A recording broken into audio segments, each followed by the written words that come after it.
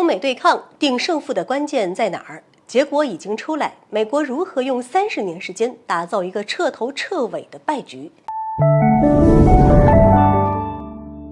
各位好，欢迎来到新乐锐评。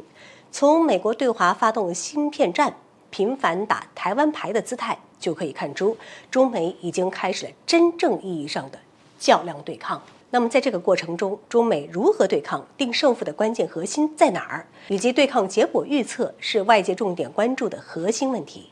我们知道，对竞争结果的预测是个十分复杂困难的问题，更何况是预测两个世界大国之间的较量，这一过程涉及的变量变数太多。当然，未来不可知，过去发生的种种却是有迹可循。如果可以回答决定中美对抗胜负的核心在哪儿，并从核心出发，结合过往事例来看，能否找到一种潜在的发展趋势呢？日前有分析人士指出，中美最终定胜负的核心在于哪一方犯更少的错误，具备更快的纠错能力，以及懂得努力开创一个具备光明前景的未来。相对来说，后面两个指标相对偏主观了。我们如何判断谁具备开创光明未来的能力，谁具备更快的纠错能力？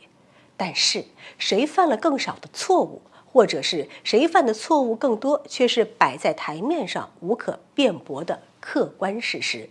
因此，我们只需摆出事实，或许就可以很轻松地得到答案。关于中美谁胜谁负的答案。美国是从什么时候开始步入一个接一个的战略错误中？一个较为公认的答案是，苏联解体后，美国长久地沉浸在这场世纪冷战的胜利喜悦中，进而失去了理性的判断。在21世纪初，美国犯下了一个十分严重的战略错误，即打着反恐旗号进军中东。不否认，美国在中东取得了一定的胜利，出兵仅2个月就取得了阿富汗战争的全面胜利，付出微小代价就赢得了伊拉克战争。但是长久的深陷中东战场，让美国国力、军力、财力都有了非常严重的亏损。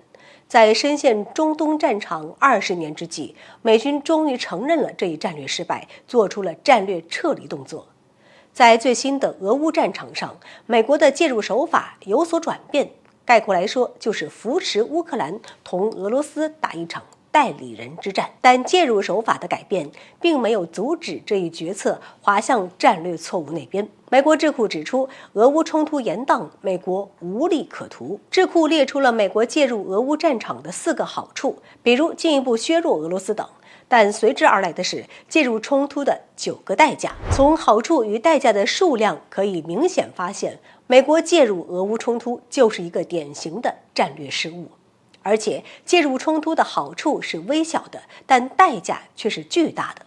比如说，俄乌冲突将促使中俄联系得更加紧密，这加速了美国最大噩梦的到来。可以这么说，美国用30年时间为自己打造了一个彻头彻尾的败局。中美对抗的结果其实已经是显露端倪了。好了，本期节目就到这里，欢迎各位点赞转发，留下您的精彩评论。